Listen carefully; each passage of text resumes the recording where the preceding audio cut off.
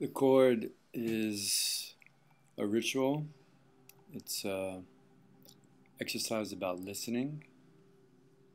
It's also a scene from the play Mysteries in Smaller Pieces, a collective creation from the Living Theatre in 1964.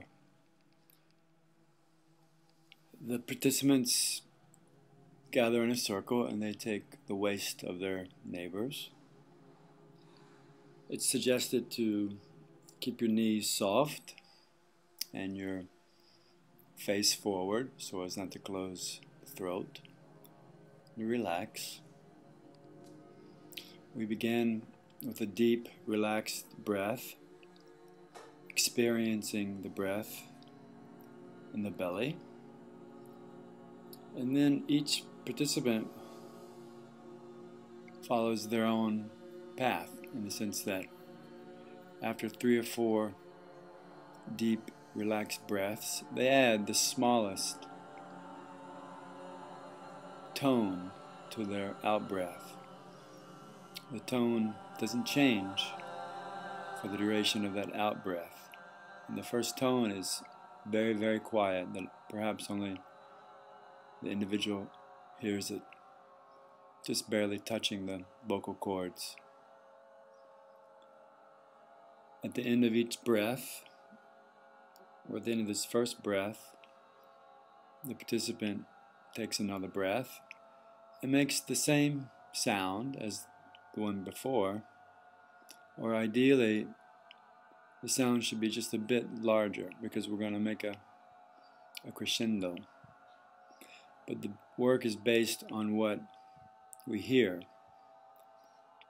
So listening to the sound that our neighbors are making, to the left of us and to the right, and also to the group, we respond to what we hear. In the beginning, the mouth is closed. Only when the force of the sound we are making opens the mouth does this happen. We continue to hold each other in case someone puts in too much effort.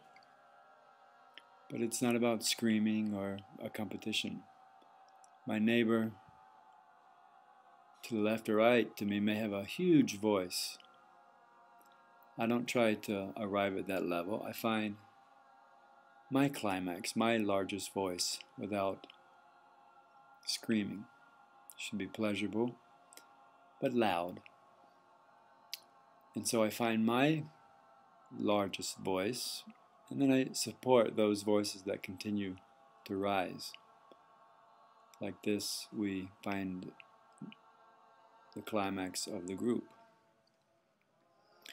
It's important, especially with smaller groups, that I can be making my sound as my neighbors are breathing and vice versa.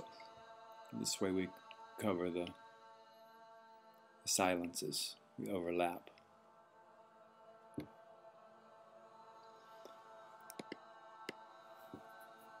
Having reached our climax as a group, we then go back down to where we started, decrescendo.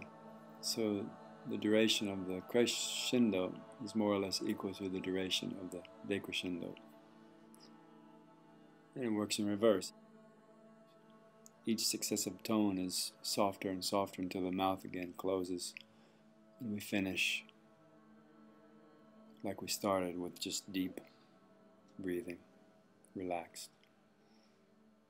It's important that whatever tone comes out of my breathing from my work, that I don't change the tone. I don't try to make harmonies.